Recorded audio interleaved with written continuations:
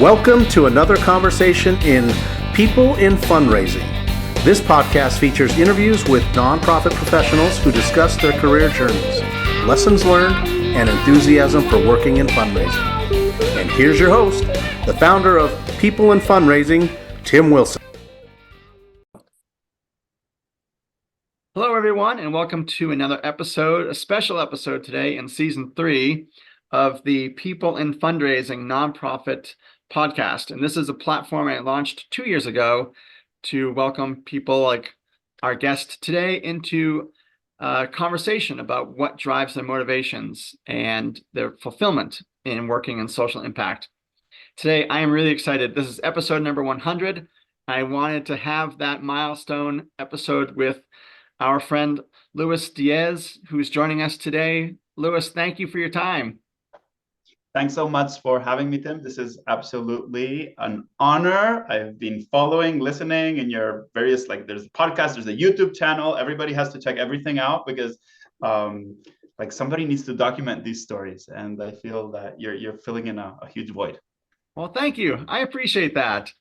That means a lot. And we're wearing matching shirts today.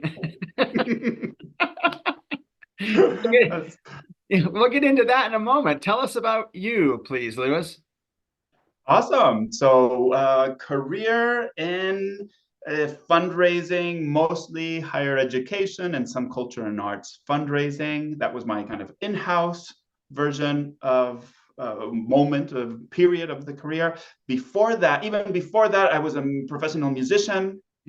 Played violin first, did the whole conservatory route, and 8 hours of practicing a day, driving the neighbors nuts, all of that. That's how I met my wife. And then I played at the Knoxville Symphony for a bit. And then between family changes and career kind of evolution, that's the part that took over. And then fast forward to today, I started a few projects, and we're going to talk about them, I'm sure, Tim. Yeah. And I ended stepping down from the full-time role I was having, the last one at Muhlenberg College, and going into these adventures and getting to chat with you. And, it just has led to lots of really great things. That's so great. So great. And yes, the donor participation project will be a main topic of our conversation. So I'm excited to give you airtime to talk about that and other endeavors you've had over the last few years. Before we get there, Louis, you did just mention a lead-in to a question. And by my day job, I'm a prospect management and research person.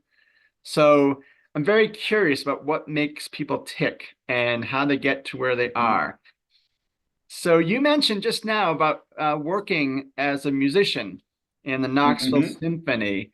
And I wondered two things. Oh, there you go. Yes. Violins on the wall, the whole thing. Yeah, awesome. Two things. So one is, there was a famous quote from the jazz musician Miles Davis, who said, sometimes you have to play a long time to be able to play like yourself.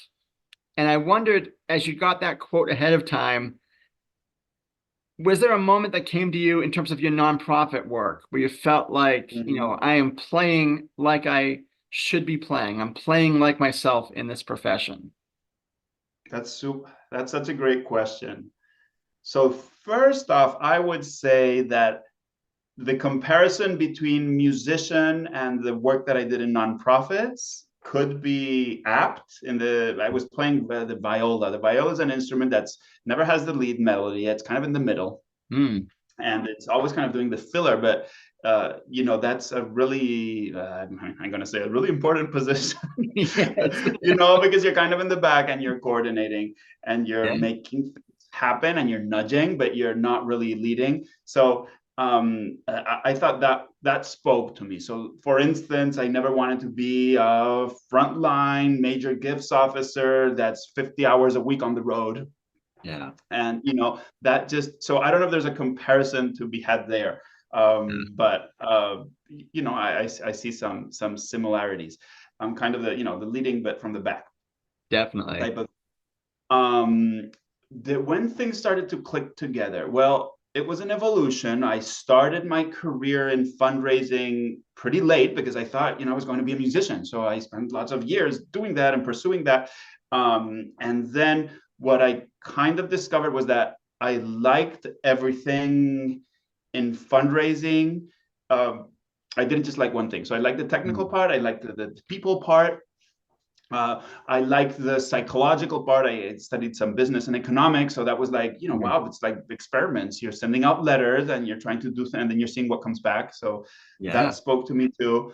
And I've always tried to find that space where I could do a little bit of everything. So that's hard in advancement, shared background in higher ed. But sometimes if you're successful, you're kind of people start to think, well, don't you want to, do more major gift work? Sure. Yeah. And I'm sure like people want to ask you, Tim, if you want to do more frontline work. Like they think that there's a path there. So it was kind of more not like hitting the stride, but more like over time saying, you know what, I'm just not going to pretend that I like, that I'm somebody who I'm not. I just like all of these things. So I've worked to try to make it happen. That's fascinating because I think you mentioned like psychology earlier, and if we send out this marketing piece, who will it resonate with? And for you to do your own inventory to say, no, like I don't want to be a frontline fundraising. I don't want to be traveling 50 hours a month. Whatever it is. Not great. Yeah. Like you knew that of yourself too, which is really important, because I do think, and maybe you have a similar or a different opinion, that you're right. There is this typical projected ladder. Oh, you go from annual giving to leadership to major to principal, and that's going to work for most people, and it doesn't. And some people don't take that inventory to say, this isn't for me. And I mean, how many ops, how many advancement ops, development ops people are leading shops, Well, I think that's a huge, not a problem, but there's a skill gap there where I'd love to have more leaders with that background, no? Yeah. So, I don't know. Somebody told me the other day, you've reached that stage in life where you've realized what's important, what's important to you. And maybe they were a little bit right, no? I kind of just decided, well, I'm just going to let go. And I'm, I've done some major gifts, but I've never, what they say, Tim, that you can be, it's very hard to be like in the 99th percentile or the 1% of one thing, or of a single thing. That's very hard. The competition is atrocious. But if you find your area of excellence, of genius, people call it different thing, which is where those circles overlap. Like, Tim, you're the #1 prospect researcher that does a podcast where you're thinking of people in a prospect researchy way, no? Sure. And you're probably #1 in the world at that. So for me, it was about that. Just where do my circles overlap? Like a Venn diagram type. Yeah. Exactly. Yeah. Exactly. That is terrific. Thank you. I like that a lot. Yeah. Yeah. So, maybe we're going to have more juggling, singing fundraisers after this. Just have huge talent in the combination of those three. Well, yes. I mean, that brings to mind, there are some people that I would like to have on the program that, they are in community theater as well, or, they're founding their own nonprofit, but they work in for-profit sales, and it's like that is a fascinating story too. So do you still play the viola? Not really. I mean, we're still connected. My kids are playing. My wife is a music teacher, so we're connected to music, let's say. I don't play so much. Oh, okay. Oh, yeah. All right. Anyhow, I'll sit down on the piano. I'll hammer, something out. But no pretense. There was a story. There was a famous pianist who ended up being the president of Poland. And I'm not going to remember this anecdote, but it was something like, people that had known him when he was a world-class pianist and sat down for a concert after he'd been president for a bit. Mm. And somebody said, wow, it's amazing how much he remembers. And then somebody else said, well, what's horrifying is how much he's forgotten. Oh, Like, yeah. he used to be. So anyhow, I'm in the forgotten category. Me as well. It's been a long time. I used to play the saxophone, and Really? yeah. Just where did you play, Tim? What activities? Was it jazz? Was it classical? What was it? It was elementary up through high school, marching band, symphony Oh, band. marching band. Oh, it's amazing. Yeah. So I did it mostly for the social aspect of it, to be honest. Well, So that's a very important part. Yeah, yeah, exactly. yeah. I love it. Well, Louis, let's dive in, please. Thank you for that background. It's really interesting. I love hearing how people got into our field. Oh, well, I'll interrupt you because I'll tell that story. Okay. I got into the field when I was nearing the completion of my music education, Yeah. and I did applied for several internships. Kind of randomly, I had a relative's basement in New York City that I knew I could stay in for the summer, and then I did the annual fund thing. I just send a million letters to organizations, unsolicited internship application. I think that Yeah. was even like the subject of the emails that I was sending to follow up. And Oh. I ended up getting two really nice ones at Lincoln Center and with a consulting firm called AEA Consulting in the arts. And then I discovered fundraising there, really. That's kind of where I got introduced to it. And then I went back to school in University of Tennessee, and I networked my way into the VP's office, and I asked for a job. So then I was an admin for a couple of years there. Wow. Dynamite. That is tenacity and persistence. Lots of no's, yes. But plus, I think the secret is they say you have to go through all the no's, well, but kind of just like pleasantly persistent. Just, Yeah.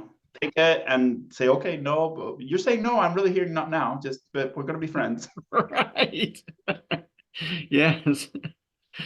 And so now let's fast forward to where you are in the more recent times. So we both are wearing the Donor Participation Project shirts. What motivated you to launch the Donor Participation Project almost 4 years ago? And what would you like to share with our audience about it, please? Thanks so much, Tim, and thanks for the opportunity to share information about that. Yeah. What it is, essentially, it's a group of fundraisers that meets every month. Kind of at its simplest, then we do like other activities, and we have a newsletter. But what we're trying to do is co-create solutions to grow donor participation. So the idea being that the received knowledge, and this is a little bit of your actual question, Tim, why we started this, which is that received knowledge in the sector was more about major gifts. It was more driven by either tech firms or consultants that were selling major campaign consulting. So that was driving a lot of what I was at least seeing that was getting to fundraisers. Yeah. I've since learned that there are other really excellent pockets of people doing work that's different. I just wasn't exposed to it, unfortunately. And then I started to think, well, if this is not coming to the education that happens, and I think we'll all agree that if you start as a entry-level person in an advancement shop, sometimes the onboarding and the training is not the best. It's not like thought out a lot, unless you have a person that's really obsessed about that. Yes. Right. So then, I was thinking, well, there's people doing great things. How do we get everybody together and talking and learning from each other? And the approach that I decided to take is, well, let me find a speaker. And I went out in the world and I found a speaker from the Harvard Divinity School that had done something I'd read online that was a case study. I think it's called Getting Together or Coming Together, something like that. It was about how some organizations were attracting and keeping millennials, thinking that it could be applicable to religious organizations the same way that there are fewer donors or fewer people attending or involved with religious organizations Absolutely. in this country, you know? So trying to turn that around. And I thought, well, this is kind of pretty similar, but a little bit different. And maybe we get a new idea out of this. And so I found a speaker and I told her we had a group of fundraisers. Then I went on LinkedIn and I sent people like you, Tim, and maybe a couple hundred others a LinkedIn message saying, hey, we have this group. We get together every month. Our next speaker is blah, and we're meeting on this day. Would you like to join?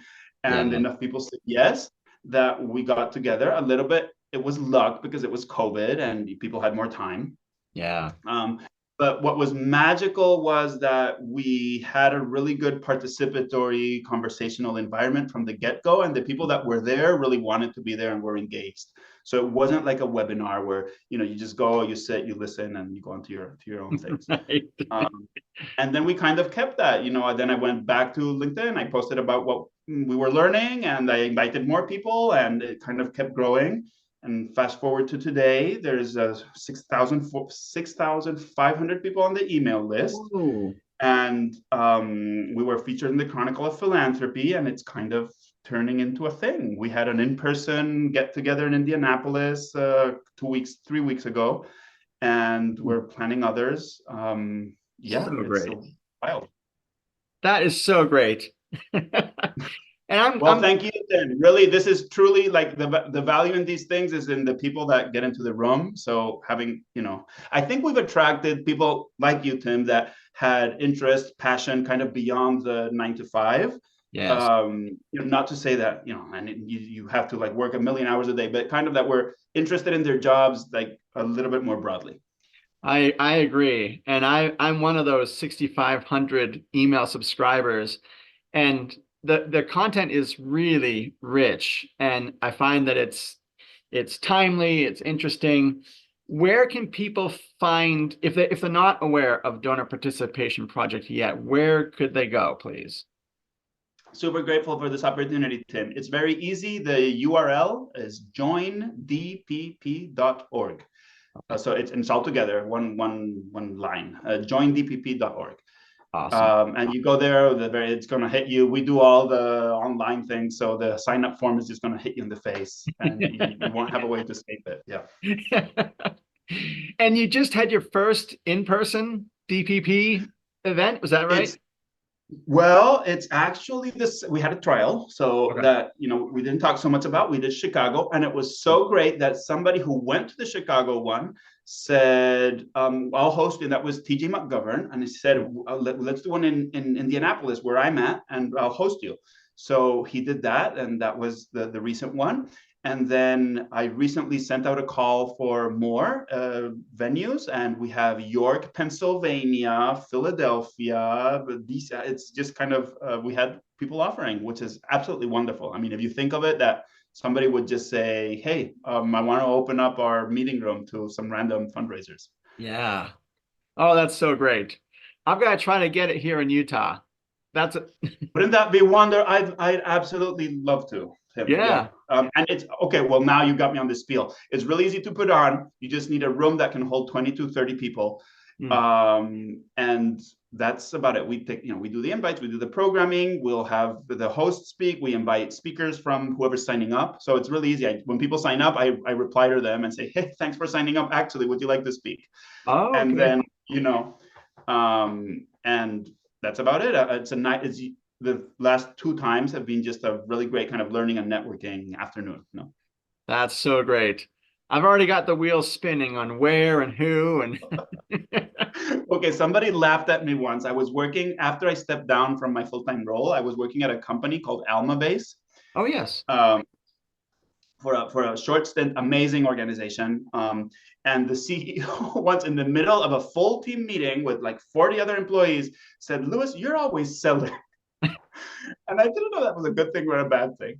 But anyhow, now we're chatting, and you're so kindly offered to think about this. And, you know, maybe somebody who's listening to this also gets the wheels turning. Anyhow, thanks. Yeah, absolutely. I can think of 3 people right now that I think, you know, you and I can talk offline, and then just get more detail, and then I can suggest some names, because that'd be fun. Okay, deal. And if anybody wants to listen to the outcome of this, download or get Tim's next episode of People in Fundraising. There you go. Well, thank you for that explanation. In addition to launching the donor participation project, and again, that was almost 4 years ago, this time last year, so April of 2023, you launched the terrific Annual Fund Toolkit. And so two follow-up questions with this subject. First, as it's starting its second year, how do you feel this Annual Fund Toolkit has been received? And secondly, what, for people that aren't familiar with it, what should they know about it? What would be helpful to them to assess, this is something that my organization needs? What we were discovering, Tim, is that yes, we were meeting and we were talking about the things, but I was seeing a lot of the times when I got one-on-one with people, and some weeks I'm meeting like 100 fundraisers, no? So I was discovering that there was a little bit of a blocker in the getting the change to happen or getting the work done. Kind of this, okay, so we discovered that if our communications are more participatory, then that's a good thing. There's research behind that. It builds community. Like, I'm convinced. But then I was speaking with somebody and they were maybe showing me or we were discussing, and I was saying, well, this, is not working, it's not happening. Yeah. So I thought, well, really, if we're really kind of oriented towards this mission of increasing donor participation, it feels like I might have an opportunity to help people in a more hands-on way. Yeah. And that's been a wonderful journey. We're growing our team internally, so it's not just me now. We work with clients usually over a year, and it's what's been really interesting is to think, okay, you're just doing a job and you think, okay, well, annual fund, and I think I know something about it, I'm kind of obsessed, but then turning that into what does that even mean from a process perspective. So we do onboarding and we do planning, and I'll typically fly out. I was at Lafayette with the team at UL Lafayette last week. And then after we do the planning, we help teams execute. And that can be in some places, it's more of a kind of a coaching type thing. In others, it's we're writing, designing, building the emails, and with the team every week. So, it's worked. I mean, like, the model is working so far. So that's encouraging. So that, when we've done all of this and we've had several clients for a while now, their numbers are really turning around. Great. So, knock on wood, so far so good. You never know, but it looks like it's coming together. That's terrific. So great. Thanks, Ben. and for those that want to learn more about how this process begins, in my day job at Weber State University, we did meet with Louis about a year ago, and we have a person that has a larger portfolio than just Annual Fund. So you were so gracious to meet with us and my manager at the time, and this person that does have a carve out of Annual Fund, and just you brought energy and a lot of obviously smarts to the conversation, and also an understanding of, well, this could work, in the 30-minute, 45-minute meeting. It's like, oh, I'm hearing this, you may need this, or this wouldn't quite work for you right now where you're at with your Annual Fund program. So I really appreciated that time. Thanks so much, Tim. What I promise everybody is if we jump on a call, my goal is going to be to have them walk out with at least one idea that they could do with us on their own, however. That's my goal. Hopefully that makes people feel at ease. But absolutely. And just like the donor participation project, where can we direct people for the Annual Fund Toolkit, please? They're exactly the way it sounds.com, annualfundtoolkit.com. Oh, great. Thank you.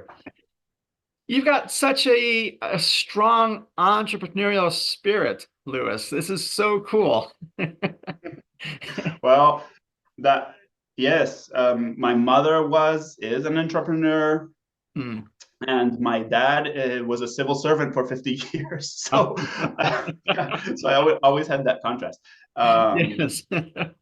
Yeah, but always, yeah, I've always been trying. I mean, the dumbest things. I don't know if I don't know. Like now that we're in the circle of confidence, Tim, on your podcast, there was CD Baby back in the day in the United States that I was following as kind of a business that was up and coming. They sold indie music Oh, CDs. okay. Okay, so back when I was home in Spain growing up, I decided to launch CD Bebé, which is CD Baby in Spanish. Oh, So I've had, lots of failures. People poke fun at me for lots of crazy stuff that's happened. but you're trying. You get this idea. You see, you're seeing there's a need in whatever sector you're in, and there's an audience that's either asking for the need or maybe they're expressing more the frustration but not a solution, and so you're seeing what the hiccups are and then coming up with solutions. So I admire that about you. Thank you, Tim. But honestly, the failures have been exactly along what you're saying. Either starting something where there was an interest but not really a need. So, Yeah. Or seeing a need and then kind of tapping into it, but not having a very good solution to it. So, or just all types of things. I was an agent for a musician, for musicians, like a music agent. Oh. For a bit, and I ended up representing my professors at University of Tennessee. So I was managing them. But then the problem was that it was very easy to sell one-offs because they were well known, and then you sold a one-off thing, but it was really hard to turn that into a sustainable like a stream of work. Okay. Also, you sell one concert, but then that person is done with that artist for maybe ever or maybe the next 3 to 5 years. Yeah. So like every little combination, it always broke somewhere, no? And this kind of, it feels like the time that it's come together for the longest period. That's great. I'm happy for you. Thank you, Tim. Couldn't do it without you. Well, Louis, we have about 5 minutes left. The time goes quickly. And I really appreciate the thoroughness explanation of your endeavors with Annual Fund Toolkit and the Donor Participation Project. What I try to do with these interviews is also get a sense for who the person is. This is why it's people in fundraising, not social impact professionals. That's not the name of it. Yeah. And again, it's that prospect research curiosity of who this person is and the color commentary of their What life. moves them? How can I get to like what their values are? And yeah, I can see that in you. Exactly. And one of my all-time favorite shows is All in the Family, which it came out in the 70s. I was born in 1975, so I became familiar with it much later in life. And the producer of that show was Norman Lear, and he produced a lot of American sitcoms that really pushed the envelope socially, politically, certainly racially. If you look at All in the Family, there's some very hot button issues for its time, but it helped kind of break the mold and kind of get through some of this hesitancy to address issues. He passed away recently, and just as a way to bring in the color commentary, he had a quote that, quote, laughter and pleasure add time to one's life. And so, Louis, outside of your professional commitments, what brings you laughter, pleasure, contentment, joy in your life, please? Family. I mean, I'm really a boring person. I, just don't do a whole lot of nightlife, and Yeah. if I, be with my wife and my kids. Yeah. That's about it. Yes. So somebody has asked, like, you're doing lots of things. And you say, I mean, yes, it looks like that, but I'm also not doing a whole lot of other things. Yeah. So I'm just boring. I'm a boring person in that sense. So anyhow, yes, ideal scenario: house on the beach with family and kids, maybe some friends. That feels like a dream. Yes. Yeah. Yeah, I'm the same. I think I'm most content when I'm with my wife and kids, and everything else is just details. So yeah. There you go. Podcast that you do on the side. And it's not like, I'm sure your family keeps you busy. So Yes. And it's the thing that has the most lasting value. Like at some point, this podcast, I think you had me on your donor participation project office hours last year, and I said I want to go maybe to 500 interviews. At some point, this podcast will end and my career will sunset. But like the most important aspects of my life will continue. So that's where I like to put my energy.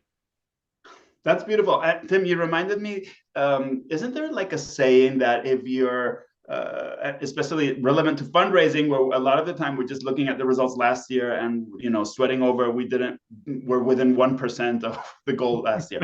But if you're building for, 5 years down, you would plant a tree. This is a proverb that way. But if you're building for the next 50, 100 years, you invest in your children or something like that. Yes. And that resonates with me. Yeah. Yeah. Maybe.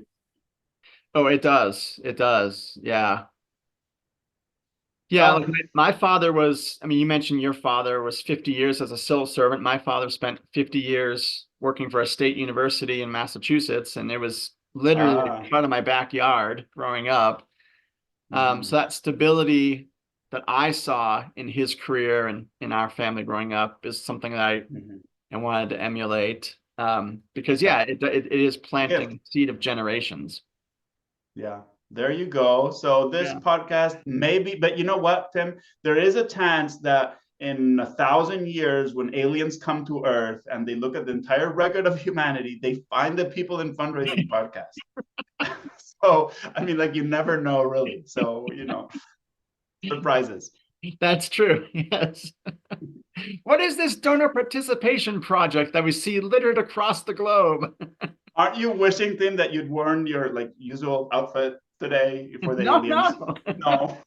I am honored to wear this. This is a deliberate choice. So thank you.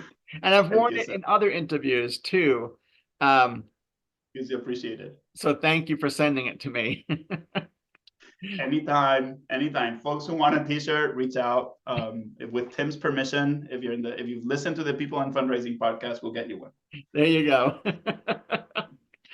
Well, Louis, I have just thoroughly enjoyed our conversation today. Thank you. It's been insightful. It's been funny. It's been energetic. And, as I started out my list of people 2 years ago, I was connected to you on LinkedIn, and you're one of a number of people that put out a lot of thoughtful content. And I kind of had a dream list of guests. And so I'm glad that a dream has been reality by having you on today and for the centennial edition of the podcast. So thank you. It's a true honor, Tim, and I wish you good luck in the next 400 episodes. You're going to hold me to that. Yes, sir. Dynamite.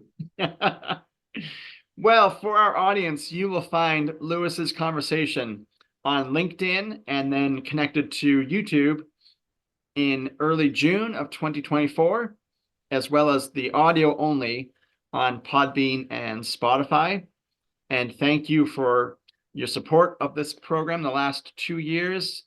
It's motivated me to get terrific people on the program like Louis today. And yes, 400 more to come. So, Louis, I look forward to meeting you in person someday. Very soon, I'm sure. Thank you, Tim. Awesome. Thank you.